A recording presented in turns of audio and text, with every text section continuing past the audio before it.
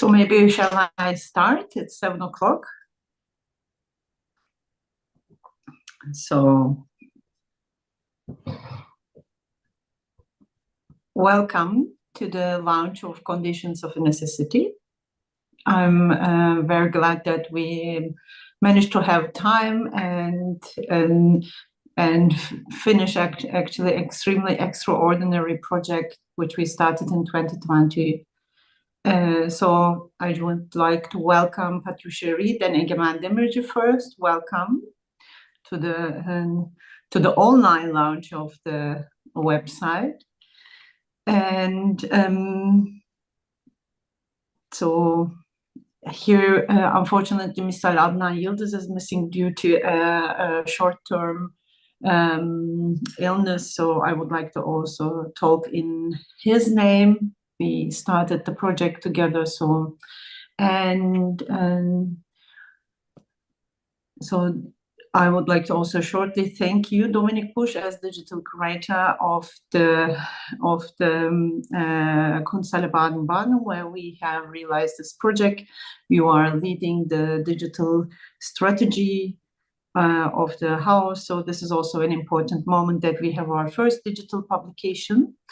So that's why I also thank you too.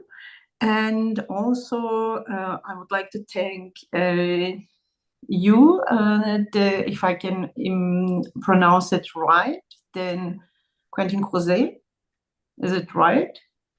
And then how to pronounce the name, Domiti. So you are the ones who are giving the publication also its digital face and with the content and how we transcript everything into the digitality. So thank you and welcome. So just I would like to start what it was, the Conditions of Necessity. When we started in 2020, the artistic program in Kunsthalle Baden-Baden, it was just in the middle of the COVID. And now it seems so long ago, but actually it was just 4.5 years ago, which we were suddenly found ourselves stuck into our flats doing new forms of communication as Zoom, Skype, WebEx, very different forms of names of communication methods, communication apps, communication tools, which is also now what we are kind of using. So this was the moment where everything, how the transcription of the artworks can be digital. So everything has been taught. If we lose the space where we get together, how we can still continue on like sharing and talking about art, showing art, proposing art. So I think it was a very interesting moment where we decided to give space because our Kunsthalle was, we couldn't do exhibitions, and we wanted to start inviting the young artists who were just finishing or doing their studies, who couldn't go to the school, which is actually for art students extremely important. They have their studios mainly in the school. So we want to become an open studio for the artists, the students. So that was how the Conditions of Necessity started, where we invited many classes to come together because we had enough space to work in a distance. And we had also our resources, which we wanted to share with the young artists who didn't have the resources already.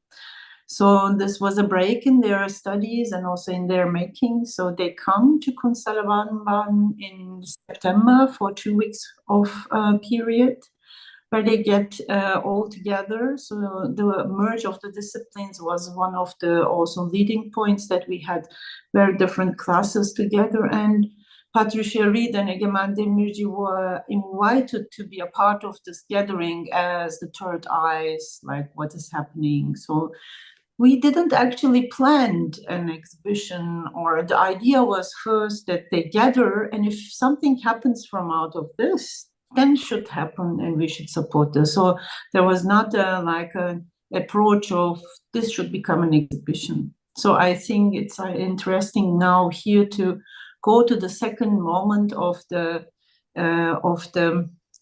process where Patricia and Egemen, maybe you both can tell how this process evolved after the gathering. Definitely. No, and you know, first of all, thanks for having invited both of us. First of all, we didn't know each other when we started the project, so that was a very serendipitous pairing. It was an absolute pleasure to work with Egemen. And you know, like you said, you know, we arrived not knowing what to expect in this kind of spontaneous gathering moment, where you can imagine the day-to-day, you know, after our daily nose swabs, of course, if we even remember these moments, you know, it was just a really lively place where people, you know, young artists were just sort of coming together, sometimes within their class, sometimes the class is mixing. Really, it was like kind of a sandbox or a playground sort of atmosphere, which was really inspiring, especially in those quite like bleak times. If you can recall, they were like pretty dismal. And I remember feeling like in a kind of moment of sensory austerity in a sense. And then after that, it was just sort of decided that, you know, some of these processes, it would be really interesting to kind of nurture them further. And so what Egemen and myself ended up doing was, you know, operating a little bit as like mentors, sounding boards, etc., with the various groups. And it's kind of like, it was this mixture of weird like mentorship, but also just like peer discussion or critical peer discussion, but also a little bit like the sociology of art ethnography or something, because we're also bearing witness to the struggles that the students were going through in informing, you know, what it meant to work collectively or collaboratively, the different methods and processes that they were testing out in that difficult moment of like where you couldn't just meet and be spontaneous together, right?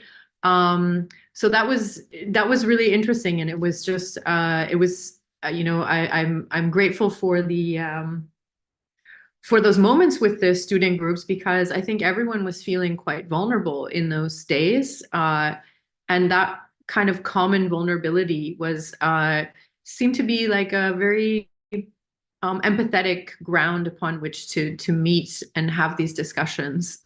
So I also am grateful to the students for, you know, really jumping into the experiment, if you want, without having any knowledge of how it would turn out, and for also just trusting us as interlocutors in the process. Yeah, but that's it for me. I'm sure Egemen also has things to say.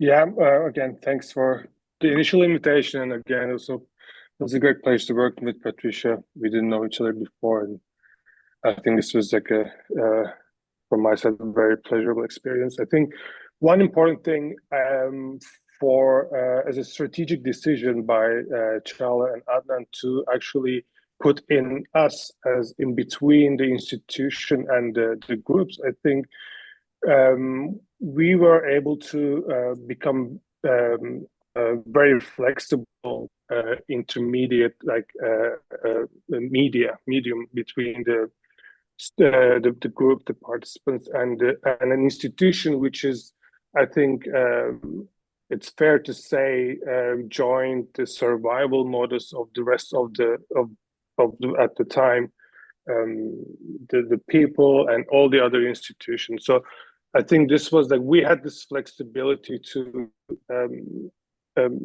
kind of get in and out in each group in the gathering, which kind of carried on afterwards as well, because what is interesting was that each class has a different topic of interest or a kind of methodology or medium. So it requires this kind of undefined but still a very active position to see through this whole production, or let's say like trying to stay productive period throughout this time. Yeah.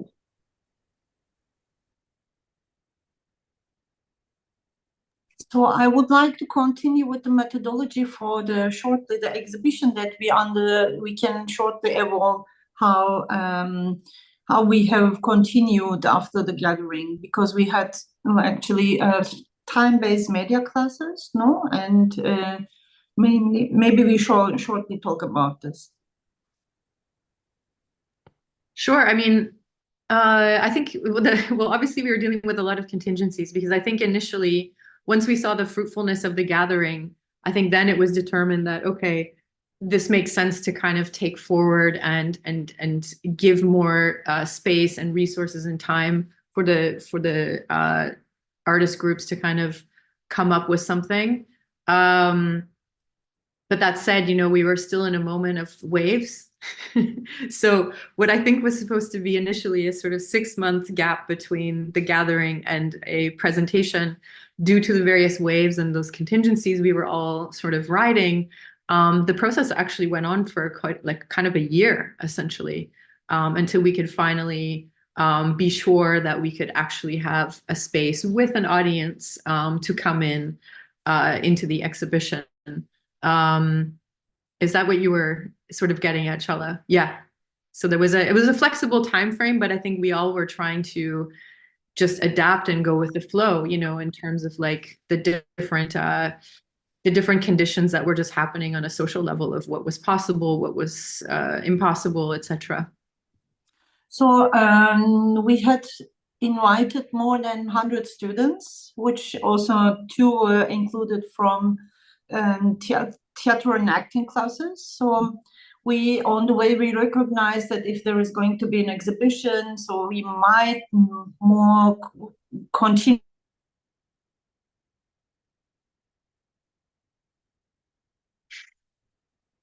then instead of 6. So and it's still like a huge amount of young minds who all not work collectively but very individually. So they should be proposing a kind of a common project where they are all involved in it. So maybe you tell a bit about this forms of representation for the exhibition shortly, how the exhibition was initiated and curated by you, and then from there, how it evolved into the digitality. Mm-hmm. Yeah, so basically, I think it all started when we kind of sent this email. I think it was December, something in winter, announcing that, okay, there's actually quite a lot of possible collaborations and works that are emerging from the gathering, and then let's continue working, because there was also some, I think, collaborations that continued from the classes, and then we, Patricia and I, basically offered a kind of at the beginning a series of meetings with the people who has taken part in the gathering. And this is one of the things that we kind of decided early on, that we wanted to continue people who were there at the gathering, who were actually experienced this time with everybody. And because the classes are bigger, eventually, when you add all these 6 classes, there's more people. And unfortunately, we couldn't have included everybody. That would be just, I think, even more. So as a basis, we started this experience from the gathering, and then we initiated a series of meetings. And Patricia, you can. Sure. So these were basically happening in regular intervals, you know, kind of checking in on the groups to see how they were in their brainstorming process, and also like, you know, getting to witness the various kind of playful strategies that they were initiating to kind of get around the real issues of physical distance. You know, for example, we had the group that was doing these beautiful performances with, you know, using breath. So of course, at that moment, it's even more loaded because it's a kind of vector of possible contamination, right? but like doing these somatic exercises in the woods somehow. And the idea behind that was not necessarily like to develop the work per se, but to develop like ways of just being together so that, you know, that kind of collective energy could, you know, something collaborative could emerge out of that. And so that was, I think, initially what we were seeing was like the different groups finding different ways to engage and play together. Another really fun example was the collective Dynamische Akustische Forschung from Nuremberg. They were like playing a game using a locker in the Deutsche Bahn where they could each have a key. So they were like introducing these almost like cadaveric key sort of things via this key transfer. Others were experimenting with trying to write a collective script. So a lot of these early instances were really just exercises in like, how are we going to come to some sort of cohesion as a group, right? So even before you start imagining a work, there has to be some mode of commonality that is established. And that was really interesting to see take place. And of course, it produced a distinction that was really interesting because I'd say most groups tried to find initially some organic way that this would just emerge. And in some cases it failed. And then one strategy would be to outsource the team building as one group did. We can talk about that later, which was also a very playful and, you know, kind of critical response to the conditions we were asking of them, right? That you must produce something collectively. That, okay, well, we're going to hire a team builder, an aquatics aerobic coach to literally make us into a team. And another group from Hamburg sort of mirrored also this, you know, borderline ironic, but you're not entirely sure corporate approach where they really delegated the tasks. There was like people we needed to get in touch with regarding the accounting of the project, another person responsible for the exhibition design. And that ended up producing a kind of platform logic whereby a kind of common scaffold of like, you know, warehouse type of shelving unit could house individual expressions of works that were kind of displayed a bit tongue-in-cheek as kind of commodities compared to a different strategy of like creating a work together as multiple authors. So that was quite interesting to see those different ways of understanding what, you know, collective practice is, what collaboration is. I mean, I'm sure there's a really beautiful theory in there to mark the distinction between collaboration and collectivity. It's not at hand for me personally at the moment, but I think that's where those distinctions started to play out, and that sort of emerged in the course of the meetings.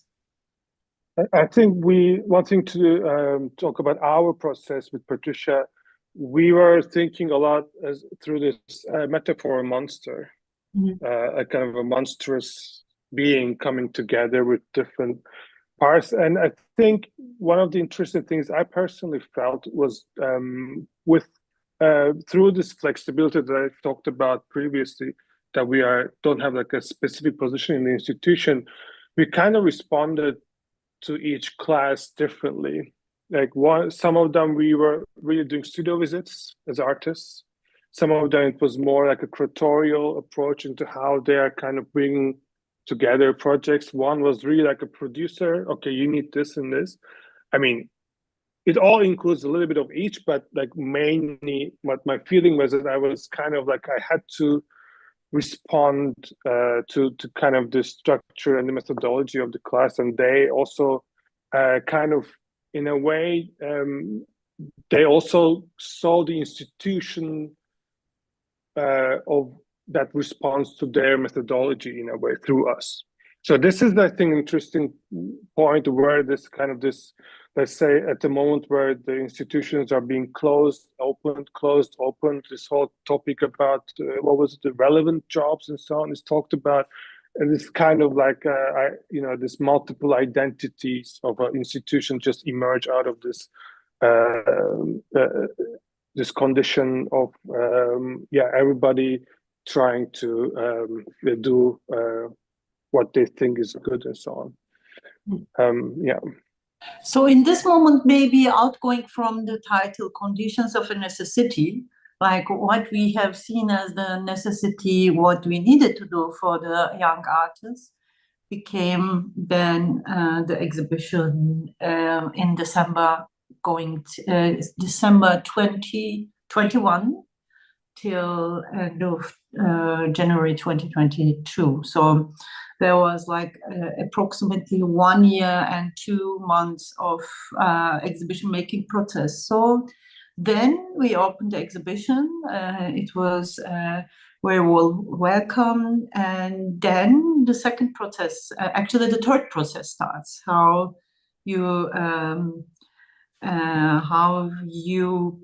like do a publishing for something which is always in kind of move and has some moments of first gathering, then the analog moment of getting together and presenting together the exhibition. And then the third phase is the project catalog in the form of a website. So here maybe we can start our conversation with Quentin Crozet and Domitille Debré, whom Patricia and Egemen has chosen to work with. Maybe Patricia Egemen, you start why you wanted to work with them, because I think it is very pretty unique, the curation also, and then we can immediately start launching and seeing the website, which is actually, I think, the highest point of the night. Absolutely. It's the star of the show tonight. And so we were so lucky to, first of all, like I think I speak for Egemen, we were also very conscious about trying to keep this in a similar generational bracket, right? So if we're going to be distributing resources as a result of this project, we wanted to keep that like, you know, if we're going to hire people, then we wanted to keep it in a relative generational bracket. And the process was quite serendipitous. I happened to work in a design academy in Eindhoven and asked one of my dear colleagues, Marco Ferrari, if he had any recommendations of such a wonderful burgeoning studio. And he was like, without hesitation, quickly emailed back F451. I got it. And we took a look at the work and initially like just emailed like with excitement to say, you know, like we would love to have a conversation. And luckily for us, it all worked out because I think the website or the web-based publication turned out really, really beautifully. So it's been, and they were also, I must say, very patient because we were a little delayed, largely because of my own lateness on things. So very patient, but I'm really happy to see it out in the world now. And maybe you want to take us on a little tour of how you parsed the very strange nature of the structure of the project and what have you. And I can share a screen if that's, because I'm not sure if you have the, oh, you do, okay. Perfect. Maybe I share it so it's better to lead the narration. But first of all, thank you for having us.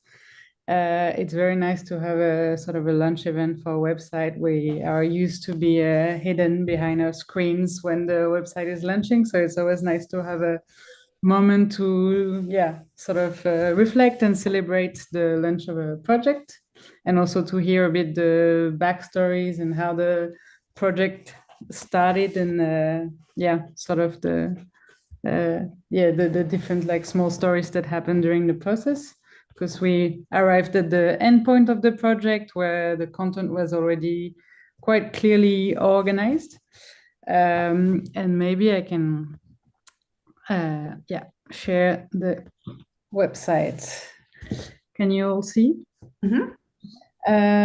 So when we received the email from Patricia and Egemen, we were very excited about the project, and especially about this description of the project of the website as like an online publication, which is not quite rare, but like it's what inspired us in the design and the structure of the website. because usually a website is like meant to sort of evolve in the content, and this time the case was the website and the content will be static, sort of as a book and like something more printed. So in a sort of simple and stupid idea, we decided to mimic the structure of a book, and more specifically a table of content. So this is what you can see on my screen, to structured table of content with like chapters, an introduction and indexes, and then trying to fit the sort of like different typology of content behind this quite flexible structure. So yeah, we have like sort of the introduction that are like the two essays from the Kunsthalle and from the curators. Then we have some like maybe the heart of the website and the project that is the common space, and then more chapters with the result from the different groups that went through the program, and then a more exhaustive approach of the content in form of different indexes. So we have a visual index that is sort of retrieving all of the image from the process, the exhibition index that is retrieving all of the content from the exhibitions, and the name index that is like the colophon and like the names of all the participants. So maybe I can show a bit more. So when you click on one of the image, we have the sort of like table of content that is always accessible, that you can scroll through, and the open chapter on the right hand side of the screen. And the common space is sort of like all the images of the process that you can scroll through a very simple slideshow. And I think it's very interesting to sort of get the like idea of what was happening, what was the sort of mood that was happening with the students and the different projects. And it's very also interesting to have as like sort of an archive of COVID distanciation, and you can really like see it just in a purely visual way, no narration, which is quite interesting to browse through. And then we have the chapter for all the groups that are more organized, that are in the form of the exhibition, the interview from the group and the curator, the gathering, which is all the images of the process, and more practical informations. Yeah, I don't know, Quentin, if you want to take on, if you want to say something, but. No, yeah, you were right about the fact that the website shows a content that is very much done. So it was something quite particular for us to know exactly basically how many images we would have, how long would the text will be, and this kind of things. And it allows us to also be a bit more free, as we don't have to necessarily fill in the website with the content we are not sure what it will be, and to anticipate any kind of thing that might happen in 2 or 3 years, which is not the case here. And obviously it allowed us to be a bit more specific for each kind of content. So different kind of images are shown in a different ways. We can also be quite flexible in the way we enter the like each specific typology of text, these kind of things. And so we really focused in a way on the reading experience that would be as smooth as possible, and would allow to go in a free way throughout all the content, in a very interactive way as well. So yeah, we tried to keep the structure quite simple, I think, through the website, but it was really also to just make it as legible as possible in how all of this happened, which was already quite complex, like with the several steps and the several and the time that was very long between each step of the steps. So yeah, it was really the idea of having this kind of pet archive that will not change in the future, but that will be kind of an artifact in a way of what happened, and that was very much the idea of the website.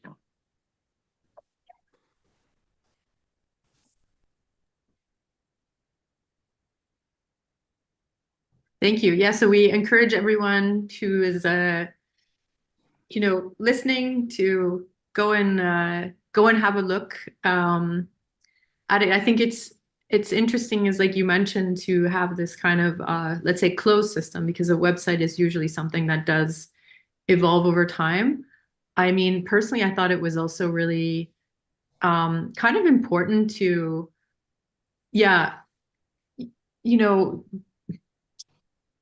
I find one thing that I find a little bit problematic about a lot of the let's say book-based publications that often are, it's like very important that obviously cultural institutions have some kind of archiving system, right?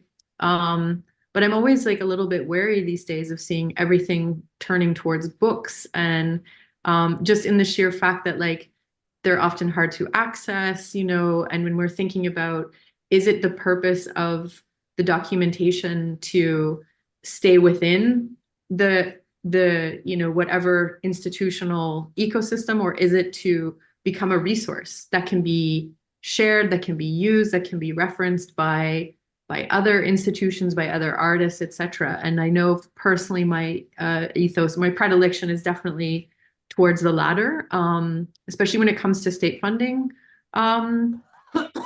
Right? It's just like, because not everyone was able to go to Baden-Baden, obviously, but how can this exhibition nonetheless be, it's more than an exhibition, how can this series of activities be somewhat accessible to those who were not able to be present? And so obviously a website is useful in that regard.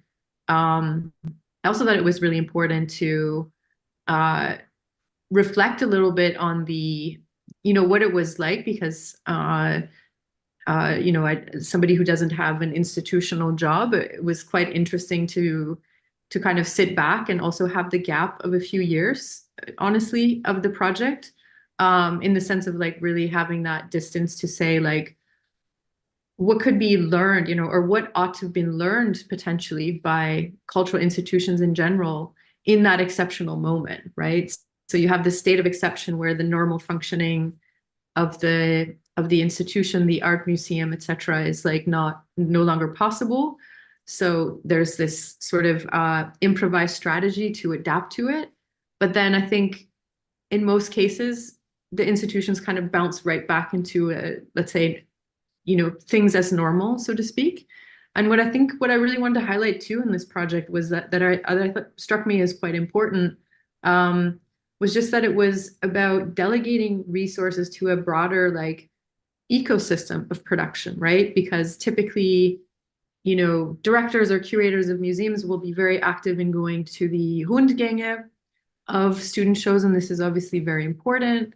But then what does it mean to truly try to find ways of supporting this up and coming generation that is beyond a handful of, singular artists, for example, and to think about their conditions of sociality, the resources, also just the experience of maybe for the first time negotiating with an institution, as you bridge that space between a mature graduating student, but then also into the professional world, which means, how do you speak with people in institutions and ask for technical support, et cetera, right? Like, I think that part of the support, which maybe was started because of this exceptional condition, is really some lesson that I would love to see more institutions adopt as a kind of, as a way to distribute resources that is aimed at a community-wide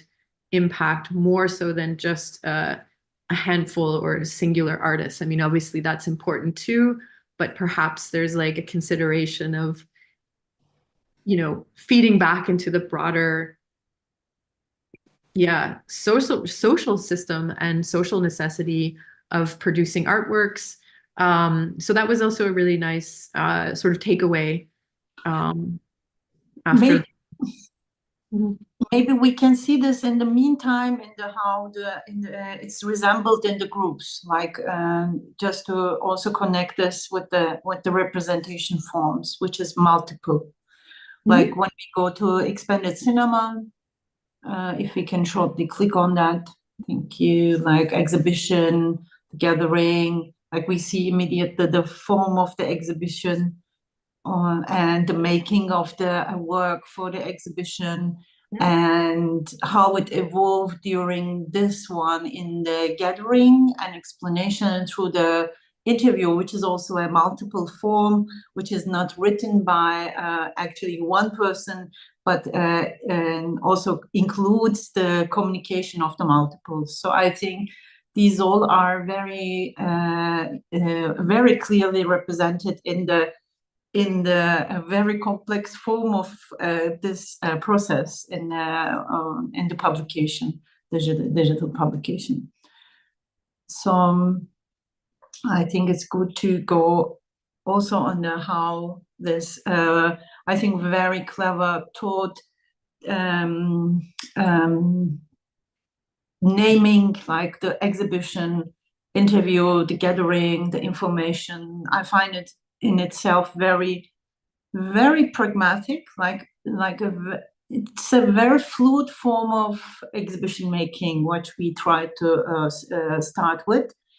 And in the digital publication, it's perfectly mirrored how it has been meant to, but very rational, transmitted so that everybody can understand, which is very important because it would be a failure, like this form of fluidity of exhibition making with the young artists would not be presented as it's in multiple forms.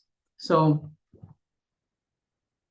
that's why it's good that we see these parts. So maybe how this evolved in between you and the studio, the design and the mapping or the clusters, so the interfaces, how you develop these. Maybe this would be interesting to know. Maybe Egemen, do you want to speak? I've been speaking so much.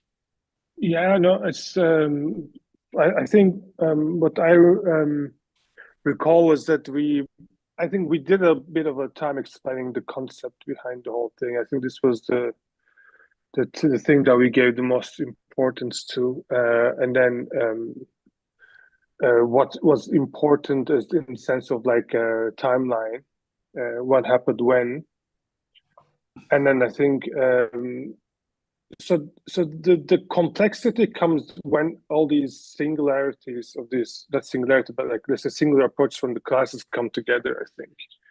And I think this can only be presented truthfully through such a kind of pragmatic design. And I think we have like gone through several iterations and several options at the beginning. What was kind of important was to show the difference between the exhibition and the gathering, and then like interview is kind of in between, this kind of like a bridge in between these two things. Yeah, but maybe Quentin and Domti can talk also a little bit about the feedback or what they took as a task from us.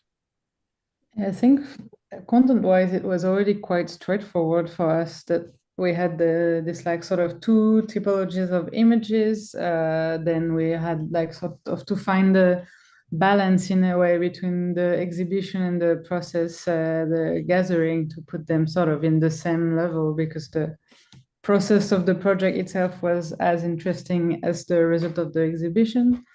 But yeah, I don't really recall having a lot of back and forth. I think it was already quite straightforward with the content or what we read from it. And I think, yeah, with this like sort of table of content structure, it was also quite, yeah, straightforward that the indexes made sense to sort of differentiate and like mix all the group together and then have like all the group. I think it's really, yeah, sort of was self-explanatory when we saw the content. So yeah. So maybe continuing on with the interviews. So this is, I think, also a very important part of the project, and like this is also defines a bit what has been done and how we look back. So it's, I see always this a bit contrary and not contrary, but also parallel to the publication, like the content development for the what has been done and how we look at it afterwards. So these, I find it parallel in the publication, which is, I think, very interested to think in digital forms, because print is a medium, is a very long-term, and once you write, then there is no change. So I think this is very, like when we decided to do this publication digitally, I was somehow feeling, okay, that is really the heart of the project, that is in continuous change. Anything can happen.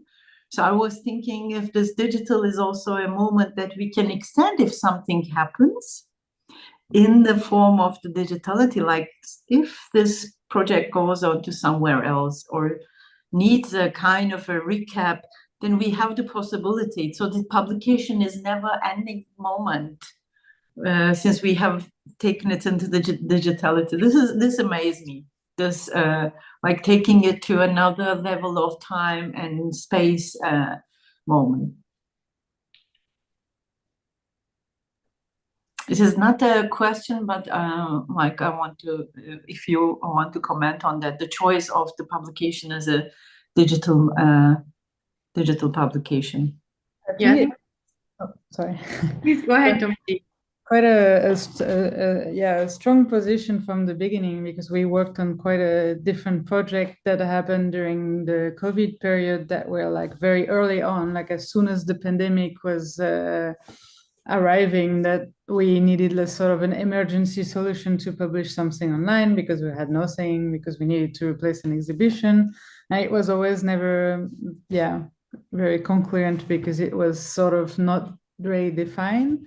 Where here I find it's like quite interesting, because it's like a testament of something that happened, and the time, like, now it's 4 years, almost 5 already. And it's a good format to sort of reflect this. And of course it can evolve, but I think that was the strength of this project, to give some time to sort of not publish it too early on, I would say. Yeah, I think we knew pretty early on that we wanted to opt for a digital format, also just to kind of also capture, let's say, the main medium of communication of the project, which was very much online. Of course, there was a physical gathering, but so much of the conversations and dialogue with the artist groups was like obviously mediated through screens. So it also felt, fitting in that regard. And in terms of the interviews, I think, Egemen had a really, I think, smart strategy, if I recall, on this point, was to basically, in order that we could sort of not compare the groups in the sense of evaluating better, less, etc., not in that sense, but just to have what we're like when we set up the interviews, to have enough commonality in the questions that there's some let's say, different reflections emerging on a common object, a common question, which I thought was interesting. And then also, of course, a few questions that were specifically about the works that were produced, both in the gathering moment or for the exhibition. So that was basically the strategy of like what the questions were. Obviously, this was also conducted via, which is very different from doing a talking-based interview with people, but because of the nature of the group and that they need to have consensus on the words they choose, these were also written interviews, if you want. So that was I think that was the main sort of approach in terms of how to frame the text-based content that would be generated for this online publication. And obviously with a mind to the fact that, you're not going to have a 20-page interview online. People are simply not going to read it. So something a bit, short and kind of to the point, so to speak, just to make sure that it's like we're adapting the content to the medium at hand, which is not a book, in which case you could go on for 20 pages. Yeah. I would also like to add that we thought a lot about this problem. Like every part of this project is actually out of a necessity, and every step is showing the conditions of this necessity. Like the gathering was a necessity.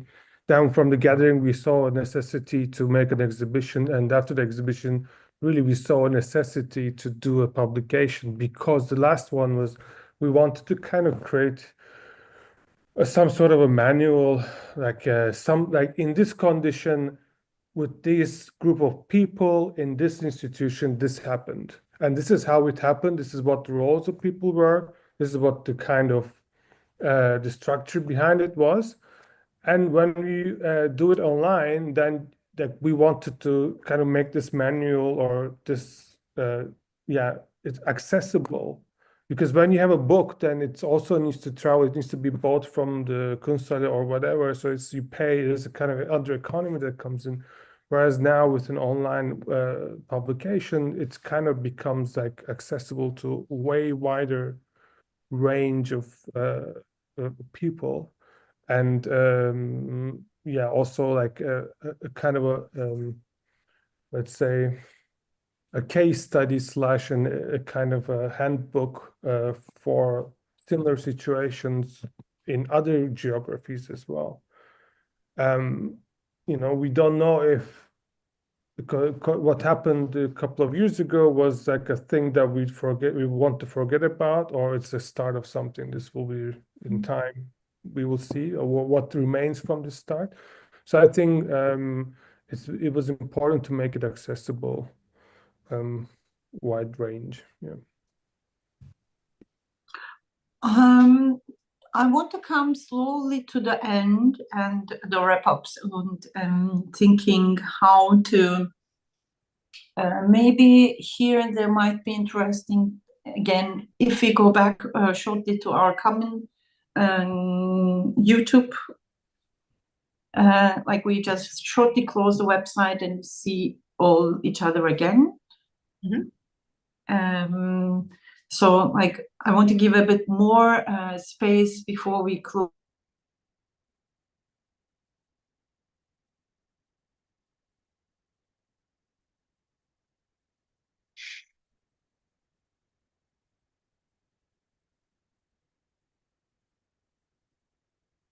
The curators.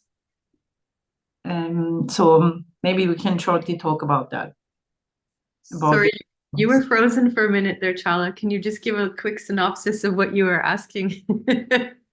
Sorry, I was trying to ask the design studio about the experience of the closed exhibition, which has been actually done also in very different phrases. So maybe talk about the experience of designing this a bit more, that we can hear from you. Maybe Quentin, because we haven't talked so much. Sorry. No, I mean, it's as we say, like it was a process that was very different from, not very different, but quite different from what we are used to, and we did indeed like other website that kind of occurred in the same period, and that that were very much influenced by the context of COVID, and for us it was anyway as a design object, it was very much satisfying to also just play a bit with this content and trying to find some ways to give it an identity and to give it a context on the web that would refer very much to what it was. So I'd say that, like, as an experience, it was something that we really enjoyed. It took a lot of time, but in a way that was, of course, with a lot of breaks and a lot of waiting from all sides, and it gave it also an interesting form. Like, it's also through this waiting that it kind of got this final form, and it kind of also mimic what happened anyway for the students that were also in and out of the project at some point. So I think, yeah, I mean, the process of working with Patricia and Egemen on this, and with the Kunsthalle was just something that we really enjoyed in the way it allowed us to create a publication that could not happen elsewhere, like with another project. Like, it was really much the idea to create something that was for this project and that will really much refer to this project without like looking like any other project also. So slowly the project coming to an end for today's, I would say, because I'm very interested in thinking about long-term connectionships. So the artists whom we have been working, the young artists, so now after 3-4 years, they are kind of already, they finished their studies, so they became artists, like, and they're practicing now. So I would be very interested in following the conversations as curator, how they're evolving, how they started in the gathering, actually. So this, if the merging of the disciplines brought them something, if they evolved this in their practices. So I think it's, for me, also a kind of a non-continuing conversation, which is normally, as curators, also interesting to follow up. So maybe some last words from Patricia and Egemen to your experiences establishing this conversations after we have done the gathering, and so you're bringing to the end in the Kunsthalle in these forms, because we will finish our directorship in May. So the part will be in Kunsthalle over. So maybe just short remarks on that, then that we can close. Sure. Do you want to go ahead, Egemen?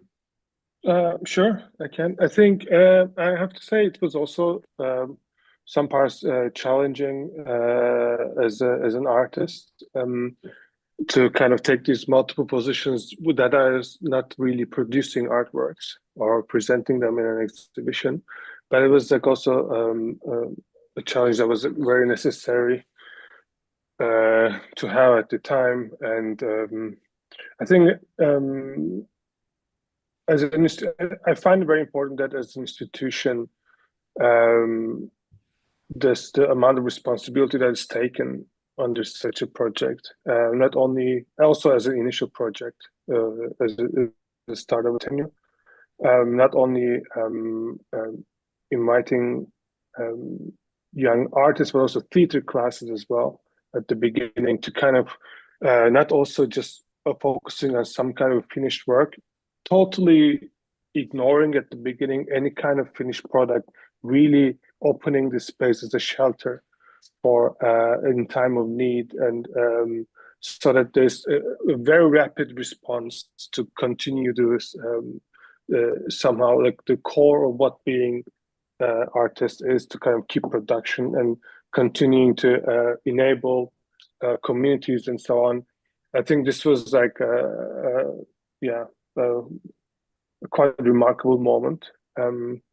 And yeah, I think yeah, there's a lot of things that came out that also we couldn't maybe let's say like fully have in the archive or like as a kind of a image or some form of archiving. But in our memories, I think there was like this was a special moment, especially at least for me. And yeah, that's how I would describe it for myself. Patricia, maybe you? Sure.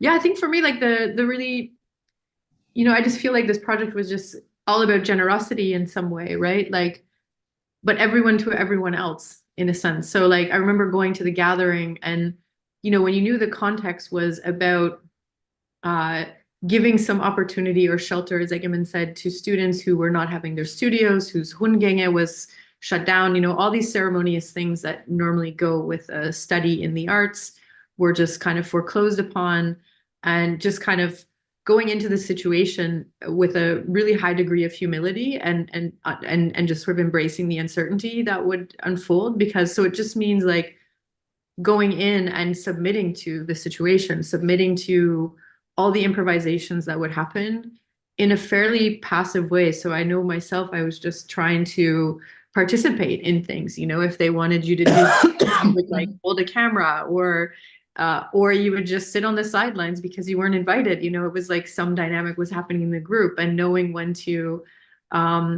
you know, understand a kind of term of a participation versus staying on the sidelines and letting things sort of emerge on their own terms was quite interesting. And then in terms of like how it developed, I mean, this was in close dialogue with Egemen, with I'd say weekly walks. During COVID, we happened to be neighbors on the same street, so that was very convenient to. So a lot of the actual exhibition, once we knew what the groups were going to be producing after this sort of year-long conversations and seeing everything evolve, and developing those relationships with the student groups, you know, we would build models of the space together and imagine how these works could work together. Again, like Egemen said, with this idea of the monstrous sort of there, in terms, especially this central space of the Kunsthalle Baden-Baden, which is very vast open space. For those of you unfamiliar with the institution, that is then has a kind of sequence of more private rooms, let's say smaller rooms around it. So we really saw that central space as the kind of culmination of the hybridity, when an element from each of those collective or collaborative processes would end up in that space in some kind of dialogue with one another. And in fact, the very last stage, if I believe, once again, because we were always improvising, not knowing exactly the final form of things, which is like, you know, some, I guess, strategy of curating is picking works that exist and you can deliberately plan and you have this kind of organizational schema. We were doing it a little bit improvised on the fly. And our last sort of major exhibition plan was devised in a suitably in a queue for, I think, our third shot. You know, with those days in Berlin where it was like running to the sort of pop-up vaccination centers. So I think we queued up for about 6 hours that day and did all of our plans in the queue with our notebooks and yeah, so that was mainly how the process went. But again, it still evolved, you know, once we actually all got on site back with, you know, the students, we could actually see the works being made. And during the course of their build-up and so on, certain, you know, refinements and decisions changed. But we did have a sort of model in mind that we built out to try to imagine the choreography through the space, right? Because I think that's always a challenge when you're working on exhibitions remotely. It's like, what is it? You know, you build a model to try to like imagine what it is like to climb the stairs, enter this big space, etc. So that was essentially our process. Very well said. So it might be the good closing sentences for that, but I would like to ask and also thank the design studio 451. Is it, or you recognize as Fahrenheit 451? I don't know how the name came to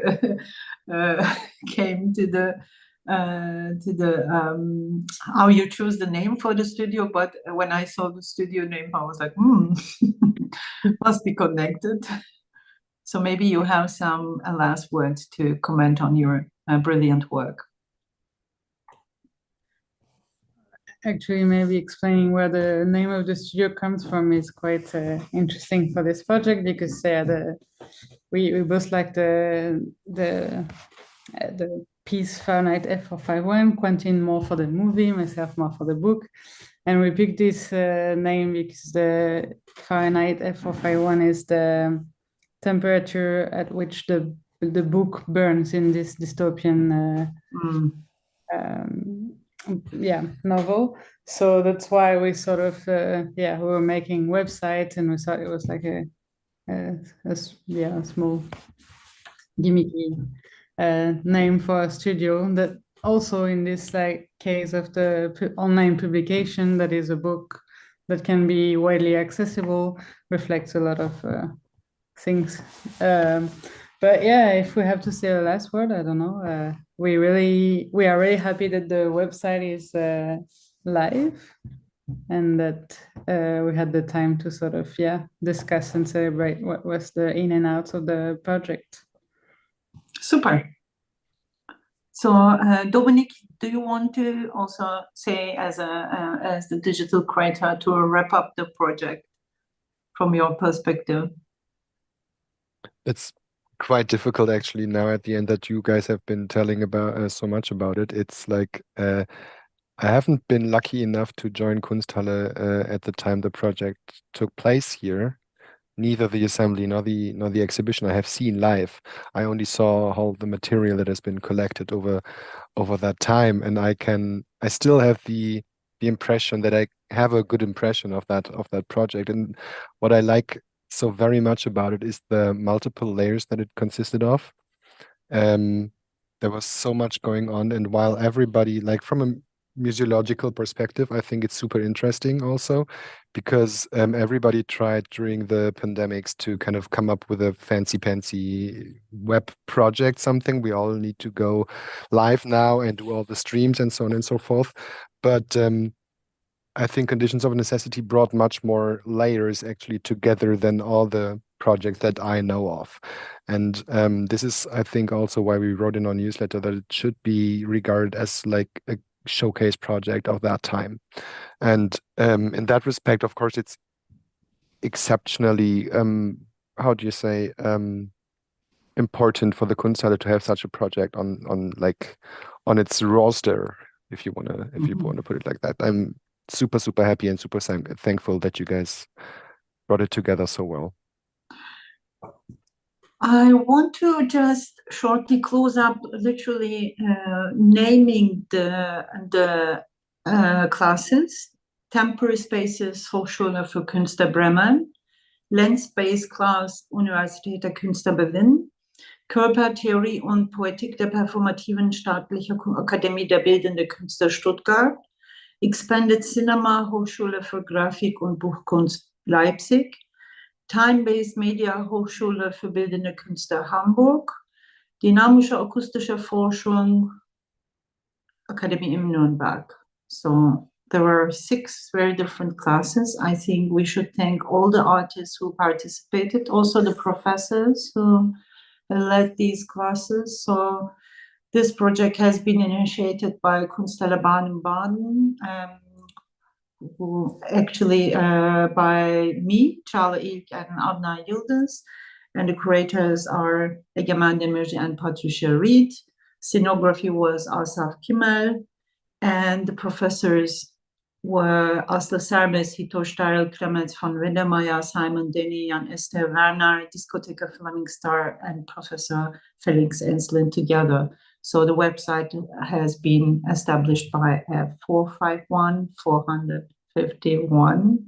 So, and I would like to thank also all our employees, former employees who followed actually the gathering and make it possible for everybody to come together. So with that, I would like to finish our launch. And after today, we can have it online. So thank you for the whole effort, Patricia and Egemen, that you have been carrying on since so long.